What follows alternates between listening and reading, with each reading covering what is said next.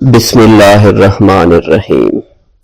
حضرت لال شہباز قلندر جب سیوستان میں تشریف لائے تو اس وقت سیوستان میں ایک مسلمان خاندان ایسا بھی تھا جو حضرت سیدنا ابو بکر صدیق رضی اللہ تعالیٰ عنہ، سیدنا عمر فاروق، سیدنا عثمان غنی رضی اللہ تعالیٰ عنہ کی شان میں ناشائستہ کلمات کہتا تھا۔ خاندان کے ایک رئیس کی یہ عادت تھی کہ وہ ہر ماہ چاند کی 3 تاریخ کو ایک بلند مقام پر کھڑا ہو جاتا اور اپنی جماعت کے لوگوں کے سامنے ان خلفائے ثلاثہ کو برا بھلا کہتا۔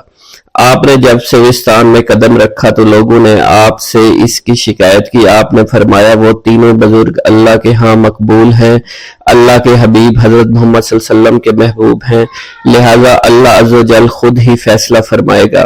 حضرت لال شہباز قلندر کے اس فرمان کے کچھ دنوں بعد اس رئیس کا انتقال ہو گیا۔ جب آپ کو اس کے مرنے کی خبر ملی تو آپ نے اس کے خاندان والوں کو کہلا بھیجا کہ اس کی قبر میں سانپ بھرے ہوئے ہیں اور قبر سے باہر نکل رہے ہیں۔ چنانچہ جب خاندان والوں نے اس کی قبر پر جا کر دیکھا تو آپ کی بات کو سچ پایا۔ قبر میں سانپ نکل کر زمین کے ایک سوراخ میں داخل ہو رہے تھے۔ وہ لوگ آپ کی خدمت میں حاضر ہوئے اور توبہ کر کے آپ کے مرید بن گئے اور ہمیشہ کے لیے خلفائے ثلاثہ کو برا کہنے سے ہمیشہ کے لیے توبہ طائب ہو گئے۔ ایک مرتبہ لال شہباز قلندر اپنی خانقاہ اقدس کے صحن میں بیٹھ کر وضو فرما رہے تھے۔ اس جگہ پر کافی دھوپ تھی، کوئی سایہ نہیں تھا۔ دھوپ کی تپش کو دیکھتے ہوئے آپ کے چند مریدوں نے عرض کیا کہ حضرت ہم اس جگہ پر ایک سایہ دار درخت لگائیں گے تاکہ کچھ مدت کے بعد جہاں پر سایہ ہو جائے۔ اس درخت کے سائے میں بیٹھ کر لوگوں کو راحت ہو۔ لال شہباز قلندر وضو سے فارغ ہوئے تو اپنے ایک عقیدت مند کو اپنی مسواک دیتے ہوئے فرمایا، اس مسواک کو اس زمین پر تھوڑی سی دبا کر کھڑی کر دو۔ عقیدت مند نے آپ کے حکم کے مطابق مسواک کو زمین میں لگا دیا۔ اللہ کی قدرت سے آپ کی کرامت ظاہر ہوئی کہ اگلے ہی دن مسواک سے ہری بھری شاخیں نمودار ہو گئی اور چند ہی دنوں میں دیکھتے دیکھتے یہ چھوٹی سی مسواک ایک درخت کی شکل اختیار کر گئی اور ایک سایہ دار درخت بن گئی۔ کہا جاتا ہے لال شہباز قلندر جب تک حیات ظاہری کے ساتھ اس دنیا میں موجود رہے اس درخت کی نشو و نما ہوتی رہی اور یہ درخت بڑھتا پھیلتا رہا۔ لوگ اس درخت کے سایہ سے مستفید ہوتے رہے۔ جس دن آپ کا وصال ہوا تو درخت نے خود بخود سوکھنا شروع کر دیا۔ لوگوں نے بڑی کوشش کی کہ کسی طرح یہ درخت ہرا بھرا رہے، اس کی جڑوں میں پانی ڈالتے رہے، لیکن سب کچھ بے سود ہی رہا۔ درخت مسلسل سوکھتا رہا۔ چند دنوں میں ہی اس کا نام و نشان بھی باقی نہ رہا۔ اس درخت کے بارے میں کہا جاتا ہے کہ جب تک وہ درخت موجود رہا کسی شخص کو معلوم نہ ہو سکا کہ یہ کس چیز کا درخت ہے۔ اس درخت پر سوائے گھنی شاخوں، ہرے بھرے پتوں کے اور کچھ نہیں تھا، اور نہ ہی اس درخت پر کوئی پھول لگتا تھا اور نہ ہی کسی قسم کا پھل لگتا تھا۔ حضرت لال شہباز قلندر کی خدمت اقدس میں انسانوں کے علاوہ پرندے بھی حاضری کا شرف حاصل کیا کرتے تھے۔ آپ کے مہمان ہوا کرتے تھے۔ آپ کی خانقاہ کے ساتھ ایک ٹوٹی ہوئی دیوار تھی جس پر صبح شام پرندے اور دور دراز سے آ کر بیٹھا کرتے تھے، اپنی اپنی بولیاں شروع کر دیا کرتے تھے۔ لال شہباز قلندر نے ان پرندوں کے دانہ پانی کا انتظام اپنے ہاتھوں میں رکھا ہوا تھا۔ آپ ہر روز صبح شام ان پرندوں کو دانہ ڈالا کرتے تھے اور اسی دوران بہت سے پرندے دیوار سے اڑ کر آپ کے جسم پر بیٹھ جایا کرتے تھے۔ جب آپ زمین پر دانہ ڈال دیتے تھے تو وہ تمام پرندے دانہ کھانے میں مشغول ہو جاتے اور ساری زندگی پرندوں کی مہمان نوازی آپ کا معمول رہی تھی۔ حضرت لال شہباز قلندر کا ملتان میں قیام۔ ملتان میں قیام کے دوران چونکہ ماہ رمضان کا مہینہ تھا تو ایک جگہ افطاری کا وقت قریب ہو گیا۔ سب نے مشورہ کیا کہ افطاری اسی جگہ پر کی جائے۔ چونکہ افطاری میں کافی وقت تھا تو آپ کے ساتھیوں میں سے کوئی پانی لینے کے لیے چلا گیا، کوئی جنگل میں لکڑیاں اکٹھی کرنے کے لیے چلا گیا۔ تھوڑی سی گندم آپ کے پاس موجود تھی جو حضرت لال شہباز قلندر رحمۃ اللہ علیہ نے پسوانے کے لیے رکھی ہوئی تھی۔ آپ اس گندم کو لے کر روانہ ہوئے۔ اس دور میں روایت کے مطابق یہ تھا کہ گھریلو عورتیں معاوضہ لینے کے بدلے میں گھر کی چکی میں گندم پیس دیا کرتی تھی۔ حضرت لال شہباز قلندر اس مقصد کے تحت ایک گھر کے قریب پہنچے جہاں پر آپ نے دیکھا ایک عورت اپنے گھر میں گندم پیس رہی تھی۔ اس عورت نے جب لال شہباز قلندر کو دیکھا تو وہ آپ کے حسن و جمال پر مائل ہو گئی۔ آپ پر دیوانہ وار عاشق ہو گئی۔ حالانکہ وہ عورت شادی شدہ تھی، مگر پھر بھی اس کی نیت میں فطور آ گیا۔ وہ وہاں سے اٹھی، دروازے پر آ کر آپ سے پوچھنے لگی، آپ کس مقصد کے تحت میرے دروازے پر کھڑے ہیں؟ آپ نے اپنی گندم اس عورت کے حوالے کر دی اور کہنے لگے کہ میں آپ سے یہ گندم پسوانا چاہتا ہوں۔ وہ عورت گندم لے کر اپنے صحن میں واپس آ گئی اور گندم پیسنے لگی، لیکن اس عورت کی نیت بہت خراب تھی۔ اس نے گندم پیستے وقت لال شہباز قلندر کی طرف دیکھنا شروع کیا اور مسکرا کر بار بار آپ کی طرف متوجہ ہونے لگی۔ پیارے دوستو، یہ دیکھ کر حضرت لال شہباز قلندر نے عورت کی طرف کوئی توجہ نہیں دی اور سر جھکا کر آپ کے اللہ تعالیٰ کے ذکر میں مشغول ہو گئے۔ عورت بدستور للچائی نظروں سے آپ کی جانب دیکھتی رہی۔ اس کے ضبط کا بندھن اب ٹوٹ چکا تھا۔ لال شہباز قلندر عورت کی اس بری نیت کو دیکھ کر اٹھے، گندم وہیں چھوڑ کر گھر سے باہر جانے لگے۔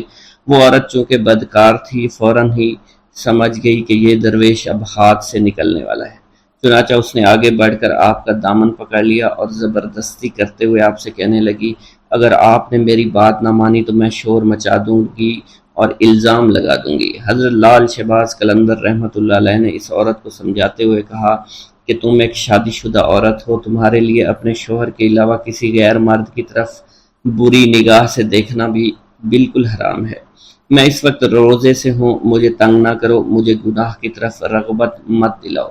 پیارے دوستو، آپ اس عزم کے ساتھ اس عورت سے بات کر رہے تھے اور اسے گناہ سے بچنے کی تلقین فرما رہے تھے، لیکن اس عورت پر شیطان پوری طرح سے غالب تھا۔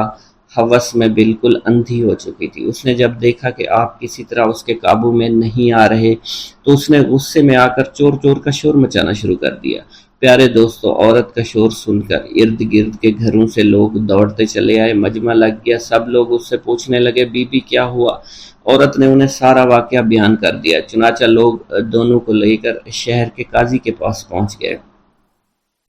وہاں قاضی نے عورت سے ساری صورتحال پوچھی تو عورت نے وہی بات بتائی جو اس نے اپنے محلے داروں کو بتائی تھی۔ قاضی حضرت لال شہباز قلندر کی طرف متوجہ ہوا تو اس نے آپ کی طرف دیکھا تو اس پر عجیب قسم کا رعب اور دبدبہ طاری ہو چکا تھا۔ اس نے محسوس کیا کہ یہ کوئی نیک انسان ہے۔ آپ کے چہرے سے شرافت ٹپک رہی تھی، اس لیے قاضی نے بڑے مؤدبانہ انداز سے کہا، اے آدمی، اس عورت نے تم پر بڑا ہی گھناؤنا الزام لگایا ہے، تم اس کے جواب میں کیا کہنا چاہتے ہو؟ یہ الزام ایسا ہے کہ سوائے گواہ پیش کرنے کے کوئی صورت نہیں آتی۔ تب حضرت لال شہباز قلندر رحمۃ اللہ علیہ نے بڑے اعتماد اور تسلی سے جواب دیا، اے قاضی، اللہ نقائص سے پاک ہے اور اللہ ہی کی ذات ہے، کسی کے عیب کو ظاہر کرنا کوئی اچھی بات نہیں۔ اگر اس بات پر اصرار کرتے ہیں کہ میں اپنی صفائی میں گواہی پیش کروں تو میرا گواہ اس عورت کا شیرخوار بچہ ہے جو اس وقت جھولے میں لیٹا ہوا ہے اور وہاں پر سب کچھ دیکھ رہا تھا۔ تمام لوگ آپ کی یہ بات سن کر حیران ہوئے۔ قاضی کہنے لگے کہ یہ کیسے ممکن ہے، ایک شیرخوار بچہ گواہی دے گا؟ یہ تو ابھی بول بھی نہیں سکتا۔ آپ قاضی کی بات سن کر فرمانے لگے، جہاں تک اس بچے کے کلام کی بات ہے تو اس بچے سے وہی کلام کرائے گا جس نے بچپن میں حضرت عیسیٰ علیہ السلام سے کلام کرایا تھا۔ پیارے دوستو، قاضی آپ رحمت اللہ علیہ کا یہ جواب سن کر ہکا بکا رہ گیا۔ تمام حاضرین بھی ساری کارروائی دیکھ رہے تھے، وہ بھی حیران تھے۔ اب قاضی نے بچے کے باپ کو حکم دیا کہ وہ بچہ لے کر اس کے سامنے آئے۔ چنانچہ لال شہباز قلندر نے بچے کو دیکھ کر اس سے مخاطب کرتے ہوئے کہا اور فرمانے لگے، اے معصوم بچے، وہ ذات باری تعالیٰ جس نے حضرت عیسیٰ علیہ السلام کو کلام کرنے کی قوت عطا فرمائی تھی، تم اس وحدہ لا شریک کو حاضر و ناظر جان کر گواہی دو کہ جس وقت میں تمہارے گھر میں موجود تھا تو تم نے اس وقت اپنی آنکھوں سے کیا دیکھا تھا اور ہمارے درمیان کیا گفتگو ہوئی تھی۔ پیارے دوستو، اللہ کی قدرت کاملہ اور لال شہباز قلندر کی کرامت ملاحظہ فرمائیے کہ وہ شیرخوار بچہ اپنے باپ کی گود میں سے بولا، اس نے جو کہا اور جو کچھ بھی کیا ہے یہ نیک آدمی کہہ رہا ہے بالکل سچ ہے، اور یہ میری ماں جھوٹ بول رہی ہے، میری ماں جھوٹی ہے، اصل خطا کار میری ماں ہے۔ اس نے بری نیت سے اس شخص کے دامن کو کھینچا تھا۔ پیارے دوستو، بچے کے منہ سے یہ الفاظ سننے تھے کہ وہاں موجود تمام لوگوں پر ایک دم سے لرزہ طاری ہو گیا۔ وہ حیران اور پریشان حیرانی کے سمندر میں بالکل گم ہو چکے تھے۔ قاضی صاحب بھی اس سب واقعہ سے بہت حیران اور پریشان ہو گئے۔ یہ دیکھ کر قاضی اپنی جگہ سے اٹھا اور لال شہباز قلندر کے ہاتھوں کو بوسہ دے دیا۔ قاضی نے آپ کو اپنے ساتھ بٹھایا۔ پیارے دوستو، اب اس عورت کی آنکھوں سے برائی کی پٹی اٹھ چکی تھی اور وہ بھی اپنے گناہوں پر بڑی شرمندہ تھی، اس لیے عورت نے آپ سے معافی مانگ لی اور آئندہ گناہوں سے بچنے کے لیے توبہ کر لی۔ پیارے دوستو، ایک بار درویشوں کا ایک قافلہ سفر کرتا ہوا ایک جنگل میں پہنچا۔ جنگل کے ساتھ ایک وسیع و عریض میدان تھا، تاہم اس میدان کے کچھ فاصلے پر چھوٹے چھوٹے مکانات موجود تھے۔ البتہ اس میدان کے عین بیچوں بیچ ایک بوڑھا درخت بھی موجود تھا جو گھنا تھا اور اس کی شاخ دور دور تک پھیلی ہوئی تھی۔ درویشوں کا یہ قافلہ صحرا میں لمبا سفر طے کرتا ہوا یہاں پہنچا تھا۔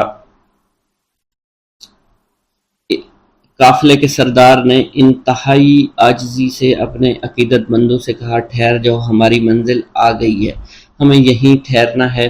عقیدت مندوں کے قدم یوں ساکت ہو گئے جیسے کبھی متحرک ہی نہیں تھے۔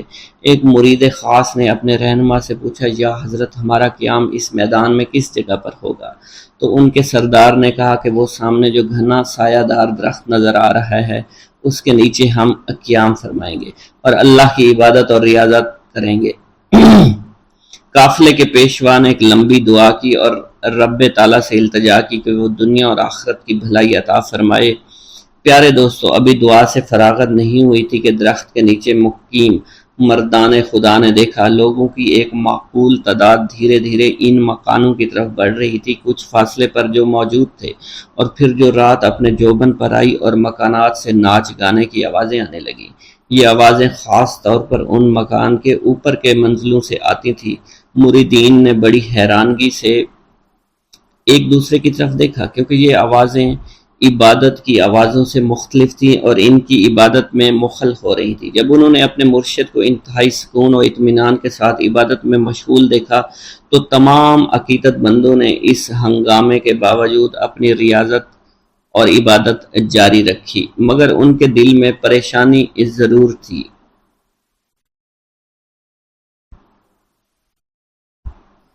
آدھی رات کے بعد سب آہستہ آہستہ واپس جانے لگے، شور شرابہ تھم گیا، ناچ گانے کی آوازیں دم توڑ گئیں۔ یوں رات تمام عقیدت مندوں نے نماز فجر انتہائی سکون اور اطمینان کے ساتھ ادا کی اور اللہ تعالیٰ سے التجا کی، اے رب کائنات، مکانوں کے رہنے والے بھٹکے ہوئے لوگ محسوس ہوتے ہیں اور انہیں ہدایت کی راہ سے آشنا کر دے، ہمیں ذکر و فکر کے دوران سکون و اطمینان عطا کر، بے شک تو ہر چیز پر قدرت رکھتا ہے اور جسے چاہے ہدایت دے، فیض یاب کرنا تیرا ہی کام ہے اور تیری مرضی اور تیری منشا کے بغیر کسی کو ہدایت مل ہی نہیں سکتی۔ پیارے دوستو، جب سورج نے اپنی حرارت سے زمین کو گرمانا شروع کیا تو ان مکانوں کے مکین باہر نکلنا شروع ہوئے۔ تو مردان درویش میں سے 2 آدمی ان کے پاس گئے تاکہ پتہ کر سکیں کون لوگ ہیں، ان کا تعلق کس مذہب سے ہے، ان کا معاش کیا ہے۔ معلوم ہوا کہ وہاں پر زیادہ تر ہندوؤں کی تعداد تھی، جن میں کثیر تعداد بازاری عورتوں کی تھی جن کا ذریعہ معاش ناچ گانا بدکاری تھا۔ وہاں رات ہوتے ہی ادھر ادھر کے عیاش پسند لوگ آ جاتے، گناہوں بدکاریوں کا بازار گرم کرتے اور صبح تک جیبیں خالی کر کے گھروں کو لوٹ جاتے، اور یہ صورتحال کئی سالوں سے جاری تھی۔ بازاری عورتوں کی سرپرستی وہاں کے بدگماش ہندو کیا کرتے تھے اور باقاعدہ طے شدہ بھتہ بھی وصول کرتے۔ ان تمام صورتحال کا علم ان مسلمانوں کو ہو گیا جو انتہائی قلیل کردار میں وہاں رہتے تھے، لیکن وہ اس بارے میں کچھ نہیں کر سکتے تھے۔ وہاں کے رہائشی مسلمانوں کو جب اللہ کے ولی کی آمد کا علم ہوا، وہ دوڑے چلے آئے ان کے ڈیرے پر اور ان سے مؤدبانہ درخواست کی، ہم لوگ ان بازاری عورتوں اور ان کے سرپرست ہندوؤں سے بہت تنگ ہیں، ہمارے پاس اتنے وسائل نہیں، ہم یہاں سے چلے جائیں، اگر ہمارا بس چلے تو ہم ایک لمحے کے لیے یہاں نہیں ٹھہریں گے، مگر ہماری تنگ دستی اور ہماری مجبوریاں ہمارے آڑے آ رہی ہیں۔ آپ لوگوں کو ہمارا مشورہ ہے کہ آپ یہاں سے کسی اور جگہ چلے جائیں، کیونکہ یہ جگہ آپ جیسے خدا پرست لوگوں کے قابل نہیں ہے اور آپ کی کوئی مجبوری بھی نہیں ہے اور نہ ہی آپ کے آبائی مکانات یہاں موجود ہیں۔ آپ کو جہاں بھی چاہیں آپ ڈیرہ ڈال سکتے ہیں، آپ یہاں پر عبادت ریاضت پرسکون طور پر کبھی نہیں کر سکیں گے۔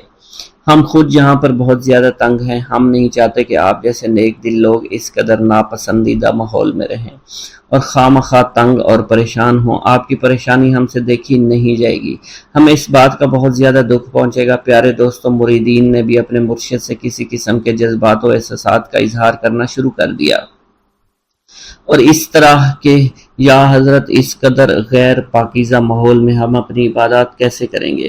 اور یہاں کے مسلمانوں کا مشورہ بے انتہائی مناسب اور درست ہے کہ ہمیں یہاں سے کہیں دور چلے جانا چاہیے۔ یہ مشورہ سننے کے بعد مریدین نے کہا کہ مرشد کے چہرے پر جلال اور آنکھوں میں ایک اندھی چمک پیدا ہو گئی۔ انہوں نے پہلے تو اللہ اکبر کا نعرہ لگا، پھر کلمہ استغفار پڑھا، اس کے بعد اپنے عقیدت مندوں سے فرمایا، تم لوگ یہ مت سمجھو کہ ہم یہاں پر عارضی طور پر قیام کرنے کے لیے آئے ہیں، ہم یہاں پر بڑا لمبا عرصہ قیام کریں گے۔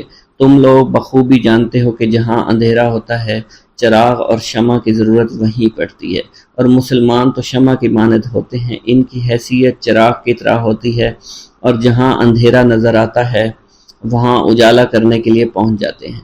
ان بھٹکے ہوئے لوگوں کو خدا کی راہ پر لانا ہمارا اولین فرض ہے۔ ہم یہاں کے لوگوں کو ناپاکی سے دور کر کے دم لیں گے، بگڑے ہوئے مردوں عورتوں کی اصلاح کریں گے، اللہ تعالیٰ کی مدد سے اس علاقے کی تمام تر گمراہی کو دور کریں گے۔ وہ دن ضرور آئے گا جب یہاں پاکیزگی کی خوشبو چاروں طرف پھیل جائے گی، وحدانیت کا نور پھیلے گا اور تمام قسم کی خرافات کا کلا کما ہو جائے گا۔ پیارے دوستو، آپ کے بتاتے چلیں کہ ان مرشد کا نام حضرت لال شہباز قلندر تھا، اور وہ سندھ کی دھرتی پر تشریف لائے تھے، اور انہوں نے سندھ کی دھرتی کو تمام برائیوں سے پاک کیا اور اللہ تعالیٰ کی وحدانیت کا نور ہر جگہ پھیلا دیا۔ بسم اللہ الرحمن الرحیم۔ لال شہباز قلندر۔ سندھ میں ہزاروں بزرگان دین، اولیاء اللہ اور صوفیاء کرام نے رشد و ہدایات اور فیوز و برکات کا سلسلہ جاری رکھا۔ انہی صوفیاء کرام میں حضرت لال شہباز قلندر رحمۃ اللہ علیہ کا نام چوٹی کے علماء کرام میں ہوتا ہے۔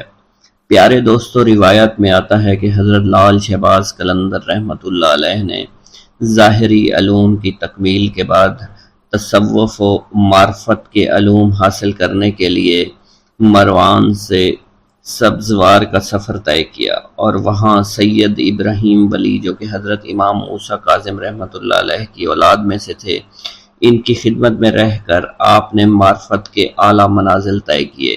آپ رحمۃ اللہ علیہ کے مرشد نے آپ کی صلاحیتوں کو دیکھ کر خلافت کی دستار سے بھی نواز دیا۔ پیارے دوستو، اس کے بعد مختلف اولیاء کرام کے درگاہوں پر حاضری دی۔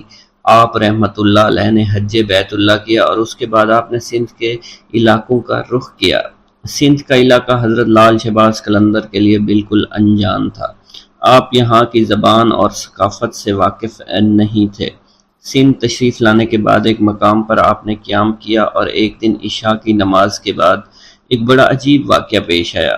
حضرت لال شہباز قلندر نے اپنے عقیدت مندوں کی موجودگی میں قلعہ کی جانب رخ کر کے فرمایا کہ بودلا، اب تم ہمارے پاس چلے آؤ۔ یہ سن کر آپ کے عقیدت مند بڑے حیران ہوئے کہ ہمارے ملک سے کس کو پکار رہے ہیں۔ پیارے دوستو، سکندر بودلا جو کہ حاکم سیون کی قید میں تھا، کئی مہینے سے اسے دردناک سزائیں دی جا رہی تھی۔ ادھر آپ کی زبان مبارک سے یہ کلمات ادا ہوئے، اور ادھر بودلا کا جسم اچانک زنجیروں سے آزاد ہو گیا۔ بودلا بڑی حیرانگی میں تھا کہ یکایک زندان کا دروازہ کھل گیا۔ بودلا کو اپنے مرشد کی آواز سنائی دے رہی تھی۔ بودلے نے بے اختیار نعرہ لگایا، میرا مرشد آ گیا۔ پیارو دوستو، تیزی سے اٹھا اور قید خانے سے باہر کی جانب جو ہے وہ دوڑنے لگا۔ آخر وہ میدان میں پہنچ گیا جہاں لال شہباز قلندر اور ان کے ساتھیوں نے قیام کیا ہوا تھا۔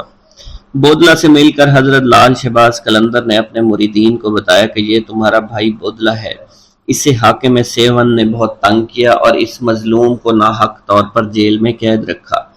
انشاءاللہ حاکم بہت جلد عبرت ناک انجام کو پہنچے گا۔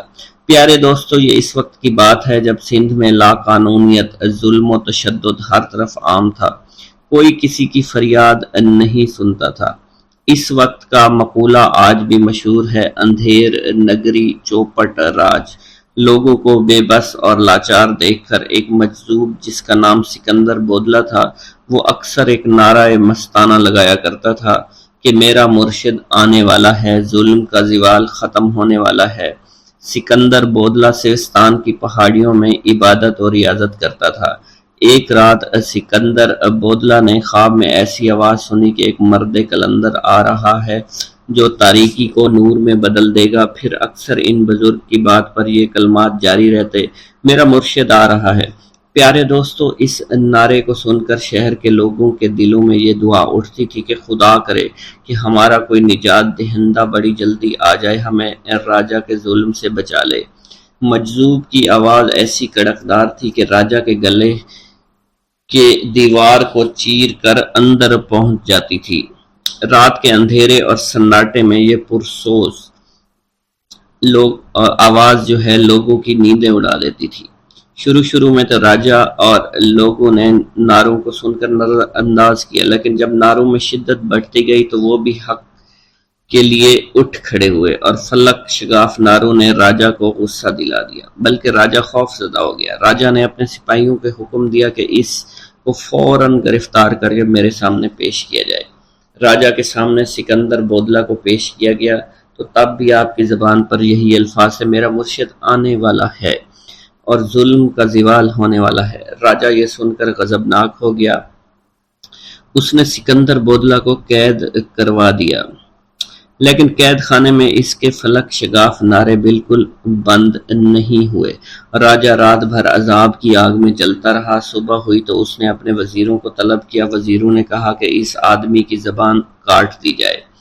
راجہ نے حکم دیا سکندر بودلہ پر کوڑوں کی بارش کی جائے، اور پھر بھی یہی کہا کرتا تھا کہ میرا مرشد آنے والا ہے اور ظلم کا زوال ہونے والا ہے۔ سکندر بودلہ پر بے انتہا تشدد کیا گیا۔ سکندر بودلہ بار بار بے ہوش ہو جاتا تھا۔ اتنا تشدد کسی دیوار پر کیا جاتا تو وہ بھی بلک اٹھتی۔ راجہ نے دیکھا دیوانہ سکندر بودلہ کڑے پہننے کے بعد جو کہ نہایت آسانی کے ساتھ ان کے پاس پہنچ چکا ہے، تو اس نے اپنے علاقے کو جادوگروں کو طلب کر کے انہیں حکم دیا کہ تم جا کر حضرت لال شہباز قلندر کا مقابلہ کرو۔ 7 پہ جادوگروں نے مقابلے سے پہلے ہی اپنی ہار مان لی اور کہنے لگے کہ انہیں ہرانا ہمارے بس کی بات نہیں۔ البتہ جادوگروں نے راجہ کو مشورہ دیا، اگر کسی طرح مسلمان درویش کے پیٹ میں حرام غذا داخل کی جائے تو اس کی ساری روحانی طاقت اور شکتیاں ضائع ہو جائیں گی، پھر ہمارے جادو کی طاقت اس پر غالب آ جائے گی۔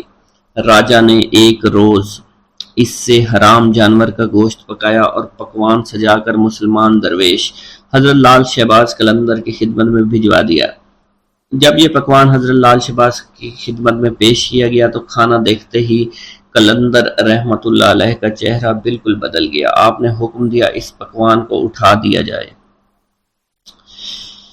اور آپ رحمت اللہ علیہ فرمانے لگے، ہمارا خیال تھا کہ وہ کافر راجہ اتنی نشانیاں دیکھنے کے بعد ایمان لے آئے گا، مگر جس کی تقدیر میں ہلاکت بربادی لکھی جا چکی ہو اسے اللہ کے سوا کوئی نہیں ٹال سکتا۔ آپ کے اس عمل سے لرزہ طاری ہو گیا اور پھر دوسرے لمحے زمین لرزنے لگی۔ 7 شدید زلزلے کی لپیٹ میں آ گیا۔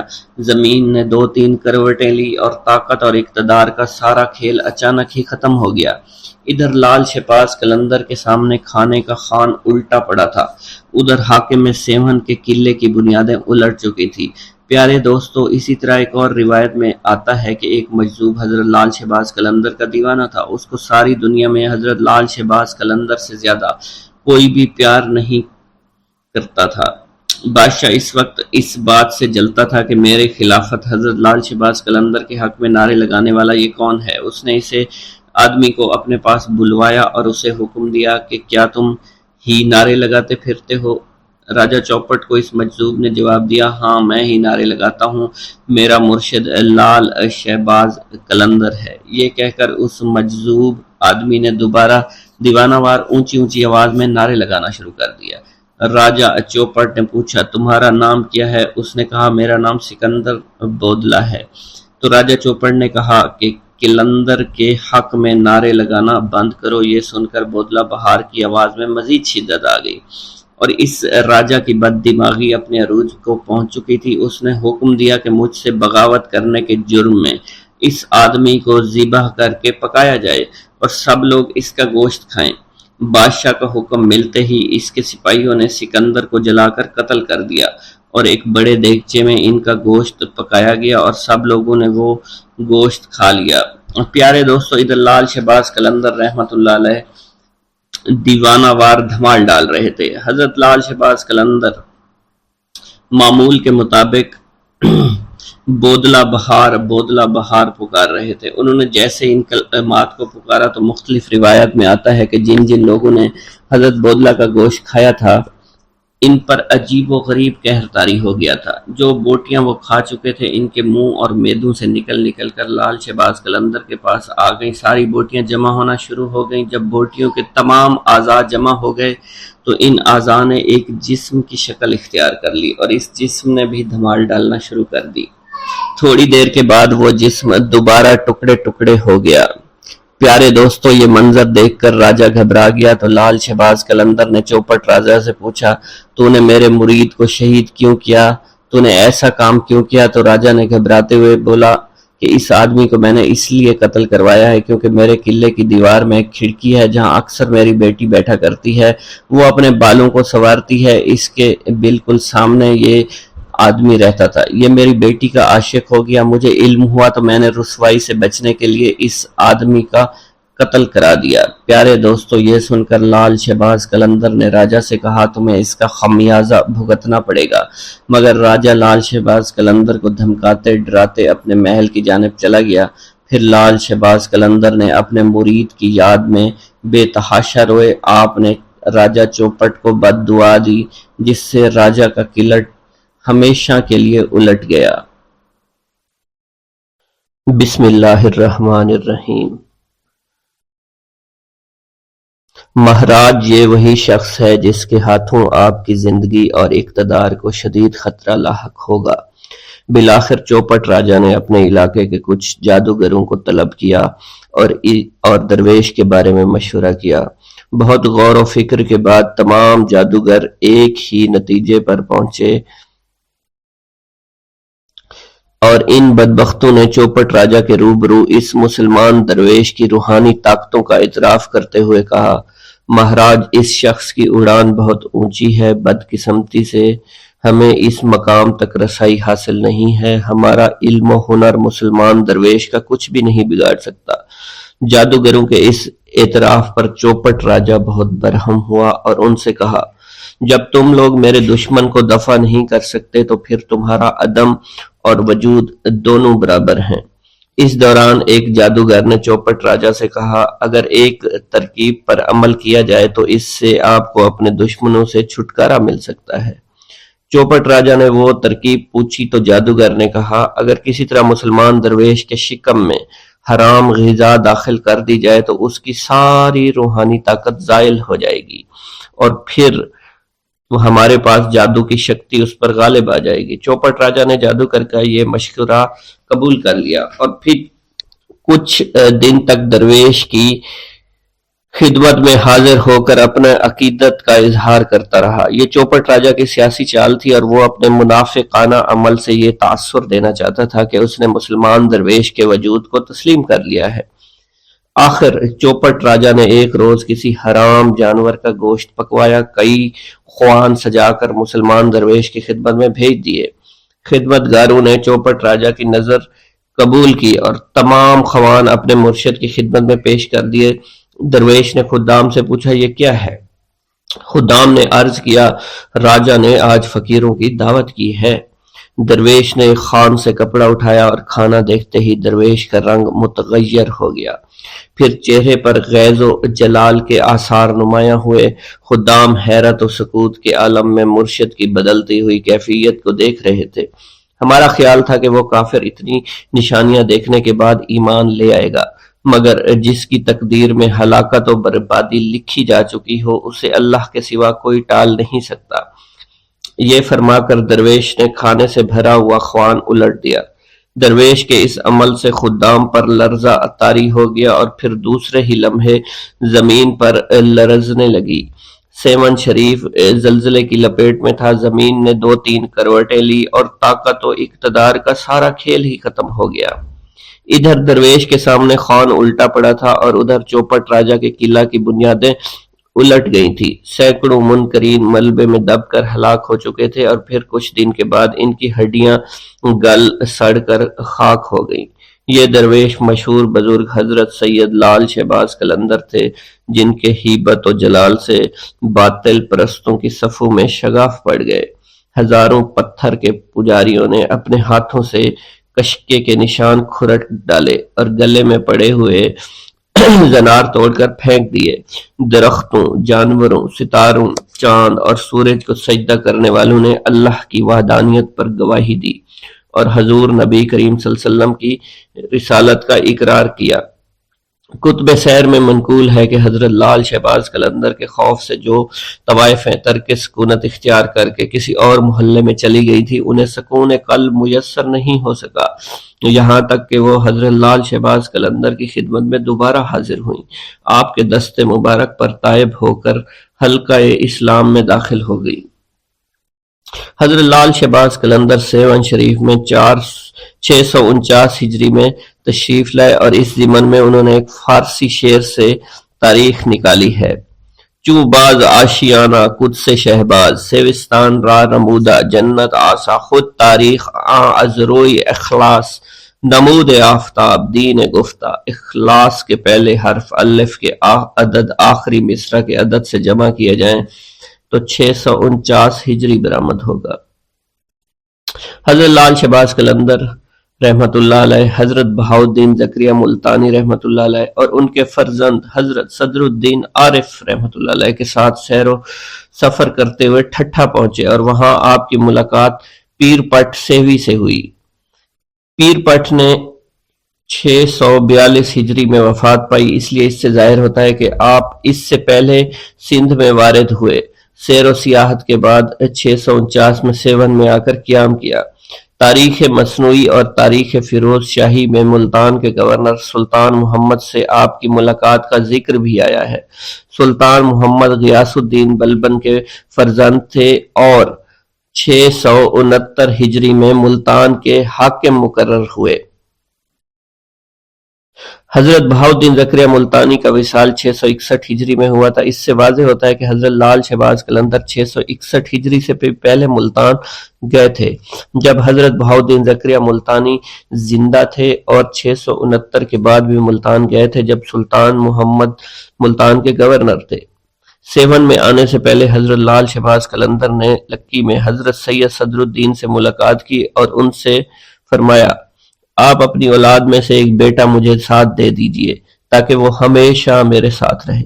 چنانچہ حضرت سید صدر الدین نے اپنے پوتے حضرت سید صلاح الدین کو دے دیا۔ سید صلاح الدین کو ہی حضرت لال شہباز قلندر کے دربار کی سجادہ نشینی نصیب ہوئی۔ ایک اور روایت کے مطابق حضرت لال شہباز قلندر اپنے تینوں احباب بہاؤالدین زکریا ملتانی، جلال الدین سرخ بخاری اور خواجہ فرید الدین مسعود گنج شکر کے ہمراہ حضرت سید صدر الدین سے ملے تھے۔ بہرحال سیون آنے سے پہلے سید صدر الدین سے ملاقات ضرور ہوئی تھی۔ لال شہباز قلندر کے آنے سے پہلے سیون کی سرسبزی اور شادابی میں کمی ہو گئی تھی، لیکن آپ کی آمد سے یہ علاقہ پھر سے سرسبز و شاداب ہو گیا تھا۔ لب جوہر سے نکلنے لگے نغمات درود، آئینہ تجھ کو جو دیکھے تو ثنا خواں ہو جائے۔ لال شہباز قلندر نے سندھ میں آ کر یہاں کے عوام کی روحانی اور اخلاقی اصلاح کی تھی۔ اصلاحی و تبلیغی مشاغل جاری کیے، لیکن تاریخ پر تاریکی کے گہرے پردے پڑے ہونے کی وجہ سے ہم اس تفصیل سے آگاہ ہی نہیں۔ آپ کا ایک کارنامہ تو یہ تھا کہ آپ کی آمد سے فاحشہ عورتوں نے فحاشی سے توبہ کر لی تھی، اور آپ نے اپنے معتقدوں کو سیون کو آباد کرنے اور یہاں کاشتکاری کا حکم دیا، جس سے یہ اندازہ ہوتا ہے کہ آپ کی تعلیمات میں محنت اور کسب حلال کا عنصر تھا۔ آپ نے تارے کے دنیا ہونے کی بجائے اپنی قوت بازو سے محنت کر کے روزی کمانے کو کی تعلیم دی۔ حضرت لال شہباز قلندر نے نہ صرف عوام کی روحانی اصلاح کے لیے کوشش کی بلکہ عوام کی اقتصادی اصلاح پر بھی بھرپور توجہ دی۔ آپ کا تبلیغی و اصلاحی کام صرف سیون تک ہی محدود نہیں تھا بلکہ آپ جگہ جگہ گھومتے رہے۔ تحفۃ الکرام اور لب تاریخ میں ہے لال شہباز قلندر بہاؤالدین زکریا ملتانی اور بابا فرید الدین اور حضرت سید جلال الدین سرخ بخاری سندھ میں بہت گھومے پھرے، لوگوں کو دین اسلام کی تعلیم سے آگاہ کیا۔ حضرت لال شہباز قلندر کے سندھ میں گھومنے اور تبلیغ اسلام کے سلسلے میں تحفۃ الکرام میں لکھا ہے، رکن پور حضرت شاہ رکن الدین ملتانی کے نام پر ایک گاؤں ہے۔ یہاں سومروزات کے ایک شیخ ریحان رہتے تھے۔ شیخ رکن الدین ان کی زیارت کے لیے یہاں تشریف لائے اور اسی نسبت سے اسے رکن پور کہا جانے لگا۔ شیخ ریحان کا اصلی نام چنیسر تھا۔ کہا جاتا ہے اتفاق سے کسی وقت شیخ رکن الدین اور لال شہباز قلندر وہاں آ نکلے، آپ سے ملاقات کی، آپ کو شہد روٹی دودھ کی فرمائش کی جو آپ نے پوری کر دی۔ حضرت لال شہباز قلندر شیخ ریحان کے فرزند شیخ درود کی شہادت کے بعد فاتحہ خوانی کے لیے گئے تھے۔ اگر یہ دونوں روایتیں درست ہیں کہ لال شہباز قلندر شیخ ریحان سے بھی ملے تھے اور وہاں بھی گئے تھے، تو یہ روایت صحیح نہیں کہ شیخ رکن الدین ملتانی بھی شیخ ریحان سے ملاقات ہوئی تھی۔ حضرت بہاؤالدین زکریا ملتانی آپ کی اولاد کا سندھ میں آنا جانا تو ثابت ہے کیونکہ سندھ میں آپ کے بہت سے مرید تھے۔ ہو سکتا ہے کہ حضرت شیخ رکن الدین ملتانی شیخ ریحان کے بہت بعد میں آئے ہوں۔ مشہور پہاڑ ہے حاجی منگ نامی ایک اہل بزرگ وہاں مدفون ہے جو حضرت شیخ بہاؤالدین زکریا ملتانی کے ہم اثر تھے۔ اس کے علاوہ حاجی منگ پہاڑ میں حضرت لال شہباز قلندر کی کندری نامی ایک نہر بھی ہے جس کے دونوں اطراف میں فرحت بخش باغات اور فقیروں کے پر سکون آستانے ابھی بھی ہیں۔ منگو پیر کراچی کے قریب ہے اور وہاں ایک نہر پر بقول میر علی شیر قانے حضرت لال شہباز قلندر کا اسم گرامی تھا۔ اس سے ظاہر ہوتا ہے کہ آپ وہاں گئے تھے۔ اس کے بعد اس نہر کا نام آپ کے نام پر پڑا تھا۔ اس سے اندازہ ہوتا ہے کہ سندھ میں آپ کی سیاحت کا دائرہ کار کتنا وسیع تھا۔ یہ تو پہلے بھی بیان کیا جا چکا ہے کہ آپ نے سندھ کی سیاحت تبلیغ کے لیے کی ہوگی کیونکہ آپ سندھ کو نور ایمان سے منور کرنے کے لیے آئے تھے۔ حیدرآباد کے قریب گنجا تکر کے نزدیک غلام حسین میں حضرت لال شہباز قلندر کے چلہ کی جگہ مشہور ہے، جس سے اندازہ ہوتا ہے آپ نے حیدرآباد کی طرف بھی سیر و سیاحت کی۔ اس کے علاوہ ایک اور روایت میں آتا ہے کہ آپ نے حیدرآباد کے اطراف میں ساجن سوائی میں طارق الطویل سے بھی ملاقات کی۔ ایک اور روایت کے مطابق حضرت لال شہباز قلندر رحمت اللہ علیہ نے ٹھٹھا کے پیر پٹا سے بھی ملاقات کی۔ مولانا عبد القادر نے تصنیف حدیقت الاولیاء میں لال شہباز قلندر اور پیر پٹا کے درمیان تعلق کو یوں بیان کیا ہے: شیخ پٹا سرور سلطان دین، فارس میدان عرفان و یقین، واصل حق صاحب صدق و صفا، مظہر مجموعہ انوار حق، در من غار جبل مائی گرفت، لال وش در سنگ خار جا گرفت، از خلائق دور با حق در حضور، مخفی از چشمہ چون در دیدہ نور، کس بنودا مطلع بر حال شان، گوہر بودا نہائے در جوف کان، اتفاقاً شیخ عثمان شہباز، آل شہ سردار دین سرفراز، ہمراہ شیخ الشعور صدر الدین شیخ زکریا بہاؤالدین امین۔ اس سے معلوم ہوتا ہے حضرت لال شہباز قلندر، شیخ بہاؤالدین زکریا اور شیخ صدر الدین عارف اس جگہ سے گزرے تھے جہاں شیخ پٹا رہتے تھے۔ جب وہ گزر رہے تھے تو ان کو معلوم ہوا یہاں کوئی اہل دل رہتا ہے۔ اس کے بعد وہ ان سے ملے۔ شیخ پٹا یقین ہے حضرت شیخ بہاؤالدین زکریا ملتانی کے مرید ہوئے۔ اس سے بخوبی واضح ہوتا ہے کہ حضرت لال شہباز قلندر رحمت اللہ علیہ نے شیخ بہاؤالدین زکریا ملتانی اور ان کے فرزند کے ساتھ سندھ کا تبلیغی دورہ کیا تھا۔ ایک اور روایت میں ہے کہ لال شہباز قلندر سیوت سے لاہور بھی گئے، وہاں سے ہنگلاک، پھر کراچی آ کر منگ پیر سے ملے۔ منگ پیر سے ملاقات کا ذکر تو صاحب تحفۃ الکرام نے بھی کیا ہے جو تھوڑی دیر پہلے بھی بیان کیا جا چکا ہے۔ لقب شہباز کی وجہ تسمیہ: تذکرہ الانساب، معراج الولایت اور مرۃ الکونین کی روایت کے مطابق حضرت غوث بہاؤالدین ذکریہ ملتانی نے حضرت سید محمد عثمان کو اپنا مرید کرنے کے بعد قلندر شہباز کا لقب دیا تھا، لیکن اس کی تصدیق کسی مصدقہ ذریعہ سے نہیں ہوئی، اور حضرت غوث بہاؤالدین ذکریہ سے آپ کے اچھے روابط تھے۔ حضرت سید محمد عثمان کو لال شہباز کیوں کہا جاتا ہے؟ اس کے مطابق کتب سیر میں مختلف آراء موجود ہیں۔ آپ کی آنکھیں چونکہ شہباز کی مانند چمکتی تھیں، اس لیے آپ کے پیر و مرشد حضرت بابا ابراہیم نے آپ کو اس خطاب سے نوازا تھا۔ ایک مرتبہ آپ اپنے ہم عصر بزرگوں شیخ الشیوخ والعالم بابا فرید الدین مسعود گنجشکر، سید جلال الدین سرخ بخاری، حضرت جہانیہ جہاں گشت اور مخدوم بہاؤالدین ذکریہ ملتانی کے ہمراہ کہیں تشریف لے جا رہے تھے کہ اچانک چلتے چلتے رک گئے، چہرہ مبارک پر پریشانی کے آثار نمودار ہونے لگے۔ ساتھی بزرگوں نے آپ کو پریشان دیکھ کر پوچھا، مخدوم کیا ہوا؟ آپ نے غمزدہ لہجے میں کہا، میرا ایک مرید اس وقت بڑی مشکل میں پھنس گیا ہے، آپ حضرات اپنا سفر جاری رکھیں، میں ابھی آتا ہوں۔ یہ فرما کر آپ نے اسی طرح جس لگائی جیسے ہوا میں اڑ رہے ہوں، دوسرے ہی لمحے آپ نظروں سے اوجھل ہو گئے۔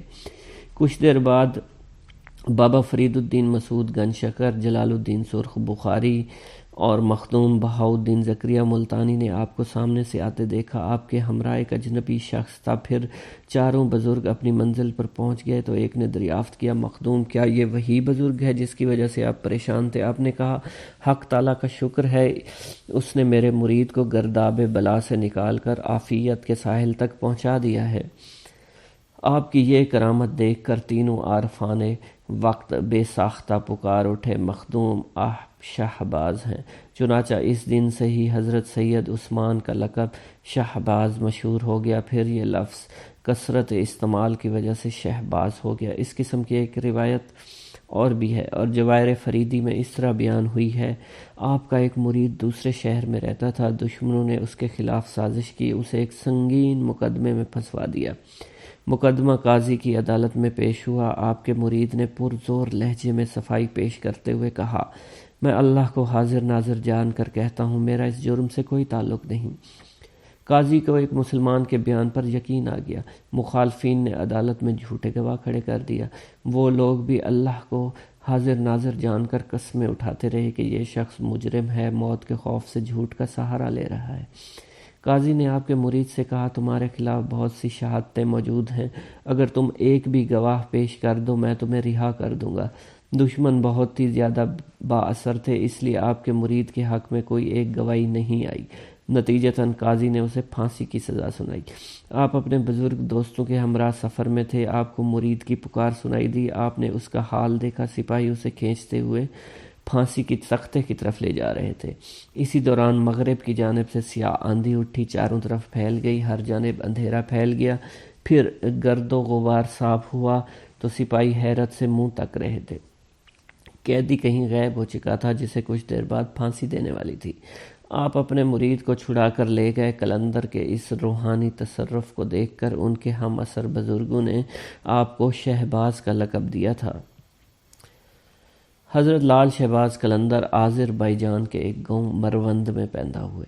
محبوب علی چند کی تحقیق کے مطابق آپ کا حقیقی وطن مروند ہی ہے۔ مرند نامی شہر دریائے خودی کے دہانے پر دریا کی ایک شاخ کے کنارے واقع ہے جو کہ خودی دریا میں آ کر ملتی ہے۔ یہ شہر آذربائیجان کی حدود میں ہے اور تبریز سے جانب شمال تقریباً 40 میل کے فاصلے پر ہے۔ حضرت لال شہباز قلندر کے والد بزرگوار حضرت سید کبیر الدین کی ولادت مروند میں ہوئی۔ حضرت لال شہباز قلندر کے والد کو ابراہیم جوابی کے لقب سے یاد کیا جاتا ہے۔ اس لقب کی وجہ ایک مرتبہ مسائل غسل و وضو پر طالب علموں کی ایک جماعت نے آپ سے بہت سے سوال کیے، جس کے جواب آپ نے نہایت سہل اور جامع الفاظ میں فی الفور دے دیے، جس کی بنا پر آپ جوابی کہلانے لگے۔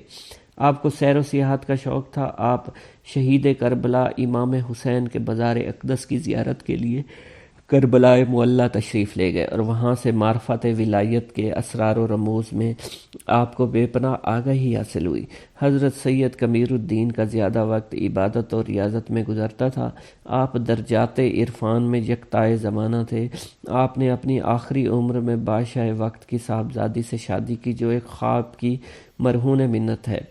سید کبیر الدین نے خواب میں دیکھا قلندروں کی ایک جماعت دف بجا کر گا رہی ہے، بلند آواز سے کہتی جا رہی ہے، سید ابراہیم کبیر الدین کا بیٹا قلندروں میں اعلیٰ شان کا امیر قلندر ہوگا۔ حضرت لال شہباز قلندر اپنی جوانی میں جلال الدین سرخ بخاری کے ہمراہ مختلف ممالک کی سیر و سیاحت میں مصروف رہے اور دوران سیاحت بخارا پہنچے۔ بخارا سے آپ ابو الحسن حضرت سیدنا ابو علی المرتضیٰ کے روضہ مبارک کی زیارت کے لیے نجف اشرف حاضر ہوئے۔ یہاں ایک رات آپ نے خواب میں دیکھا کوئی بزرگ آپ کو مخاطب کر کے فرما رہے ہیں، عثمان تم بلا تاخیر کربلا معلیٰ پہنچو، وہاں تمہارے والد مقیم ہیں اور تمہیں دیکھنے کے لیے بے قرار ہیں۔ کہ کتب سیر میں اس واقعہ کی تفصیل کچھ اس طرح سے ہے کہ لال شہباز قلندر حرمین شریفین کی زیارت اور حصول علم کے لیے طویل سفر پر روانہ ہوئے تو آپ کے والد گرامی حضرت سید کبیر الدین کربلائے معلیٰ تشریف لے گئے۔ جب ان کا آخری وقت آن پہنچا تو وہ بیٹے کو یاد کر کے روتے تھے۔ اسی دوران لال شہباز قلندر نے عالم خواب میں بزرگ کی بات سنی، پھر دوسرے دن آپ کربلائے معلیٰ روانہ ہو گئے۔ حضرت سید کبیر الدین نے اپنے بیٹے کو سینے سے لگایا اور نصیحت کرتے ہوئے فرمایا، بیٹا یہ دارالامتحان ہے، میں نے اپنے اللہ سے عمر بھر بس ایک ہی دعا مانگی ہے کہ وہ ذات پاک تمہیں ہر آزمائش میں ثابت قدم رکھے۔ اس واقعہ کے 4 روز کے بعد سید کبیر الدین دنیا سے رخصت ہو گئے۔ کربلائے معلیٰ میں حضرت سیدنا امام حسین کے مزار مبارک کے قریب ہی مدفون ہوئے۔ سبحان اللہ۔ روایت کے مطابق حضرت لال شہباز قلندر کی والدہ ہرات کے بادشاہ کی بیٹی تھی۔ لال شہباز قلندر کی والدہ ماجدہ کے متعلق کتب سیر خاموش ہے۔ آپ کی والدہ کا وصال آپ کے والد ماجد کی زندگی میں ہوا۔ آپ کے والد بزرگوار کی سیاحت کے دوران 20 برس تک اپنی والدہ کے پاس رہے۔ دل میں آرزو تھی کہ اپنے گاؤں سے باہر جا کر علم دین حاصل کریں، مگر جب بھی ارادہ کیا تو والدہ کی اطاعت نے راستہ روک لیا۔ آپ نے اپنا ارادہ یوں ملتوی فرما دیا۔ یہ سلسلہ 20 برس تک چلتا رہا۔ آپ نے اپنی جوانی کے ایام والدہ کی خدمت میں گزار دیے۔ حضرت لال شہباز قلندر کے والد بزرگوار حضرت سید کبیر کی شادی نہیں ہوئی تھی۔ ایک رات سید کبیر نے خواب میں دیکھا نہایت پرفضا مقام ہے، ہر جانب دلکش باغات سبزہ ہے، میوہ جات درخت ہیں، ان کے قریب صاف و شفاف پانی کی نہریں بہہ رہی ہیں، طائران خان الحان نغمے گا رہے ہیں۔ اچانک ایک گوشے سے سرخ رنگ والا خوبصورت بچہ نمودار ہوا۔ آپ سے مخاطب ہو کر کہتا ہے، مجھے اس مقام سے باہر لائیے۔ کبیر صاحب کچھ دیر تک اس خوبصورت بچے کو دیکھتے رہے، پھر مسکراتے ہوئے فرمایا، جنت سے باہر آنا افضل ہے۔ جیسے ہی حضرت سید کبیر کی زبان سے یہ الفاظ ادا ہوئے، بچہ نظروں سے اوجھل ہو گیا۔ اس کے ساتھ سید کبیر کی آنکھ کھل گئی۔ دوسرے دن وہی خواب دیکھا، وہی بچہ۔ مخاطب کہتا ہے، مقام سے باہر لاؤ۔ آپ نے پھر فرمایا، جنت سے باہر آنا افضل ہے۔ آپ اس کی بار بچہ خاموش نہیں رہا، اس لیے آپ سے کہا، دنیا میں ظاہر ہونا بھی اچھا ہے، اور یہ کہہ کر وہ بچہ غائب ہو گیا۔ بچے کے نظروں سے اوجھل ہوتے ہی سید کبیر بیدار ہو گئے۔ فجر کی اذان شروع ہو گئی۔ ارض و سما کی وسعتوں میں اللہ تعالیٰ کی کبریائی بیان ہونے لگی۔ دوسری مرتبہ اسی بچے کو خواب میں دیکھنے کے بعد سید کبیر کچھ مضطرب سے ہو گئے۔ پھر آپ ایک بزرگ کی خدمت میں حاضر ہوئے جو تعبیر کے ماہر تھے۔ بزرگ نے آپ کا خواب سننے کے بعد دریافت فرمایا، سید کیا آپ شادی شدہ ہیں؟ سید نے نفی میں جواب دیا۔ وہ بزرگ بولے، قدرت چاہتی ہے آپ جلدی سے شادی کر لیں، وہ بچہ آپ ہی کا ہے جسے قدرت عدم سے وجود میں لانا چاہتی ہے۔ سید کبیر نے بزرگ کی بات سن کر حیرت کا اظہار کیا۔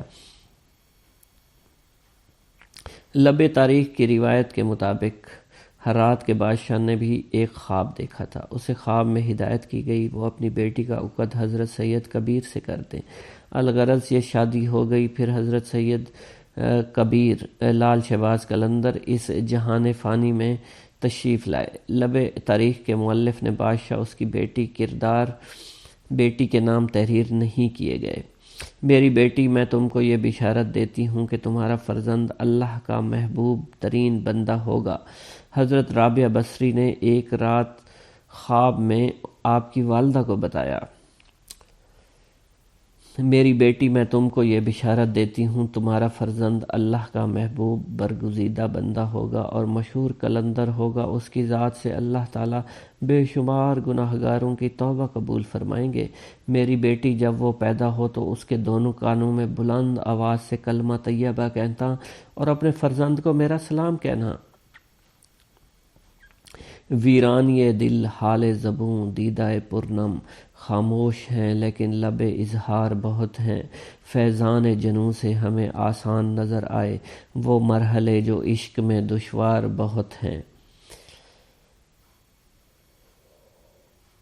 ہے تجھ کو اختیار مٹا دے کہ شاد کر، تیرا ہی گھر ہے یہ دل سوزاں کہیں جسے۔ حضرت لال شہباز قلندر کے چہرہ مبارک پر اس قدر حسن و جمال تھا کہ آپ کی پیشانی کے نور سے 14ویں کے چاند کی چاندنی بھی مات ہو جایا کرتی تھی۔ تبریز آذربائیجان سے 40 میل کے فاصلے پر مروند واقع ہے۔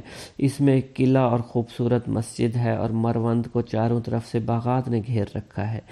انہی باغات، مسجد اور دیگر تاریخی جگہوں پر روحانیت کے اس پروانے نے اپنی زندگی کے ابتدائی دن گزارے اور ریاضت و ولایت کی منازل کو طے کرتا ہوا ایک دن شہباز قلندر کے نام سے روشن ہوا، جس کی ذو فشانی سے آج سیہون شریف منور اور تاباں ہے۔